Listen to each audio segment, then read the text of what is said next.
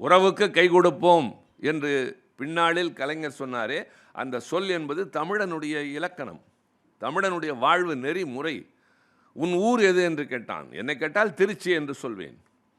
நான் என் ஊருக்கு, என் பெயருக்கு பின்னால் சாதி பெயரை சுமந்து செல்லவில்லை, என் ஊர் பெயரை சுமந்து செல்கிறேன். அது எனக்கு ஒரு அடையாளம், என் மண். ஆனால் சங்க காலத்து புலவனிடம் உன் ஊர் எது என்றார்கள், யாதும் ஊரே என்று சொன்னான். ஆனால் அவர் பெயர் கணியன் பூங்குன்றனார். அவர் வாழ்ந்தது சிவகங்கை மாவட்டத்தில் இருக்கிற பூங்குன்றம் என்ற ஊர். என் பெயரை போலத்தான் அவருடைய பெயரும். உன் உறவு யார் என்று கேட்டார்கள். தெரிந்து கொள்வதற்காக யாவரும் கேளிர் என்று சொன்னார். கேளிர் என்றால் உறவினர் என்று பொருள். ஆக ஒரு புதிய செம்மையான கருத்தை, சிந்தனையை, தத்துவத்தை, உறவு முறையை ஊருக்கு உரைத்தவன் தமிழன். யாதும் ஊரே யாவரும் கேளிர் என்று சொன்ன பண்பு நம்மிடம் இருந்த காரணத்தால்தான் பறந்து விரிந்து சென்றோம், பல நாடுகளுக்கு சென்றோம்.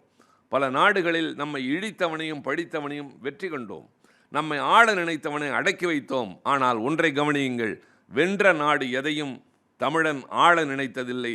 மீண்டும் அதை விட்டுவிட்டு தன் பகுதிக்கு திரும்பிய பரந்த மனப்பான்மைக்கு சொந்தக்காரன்.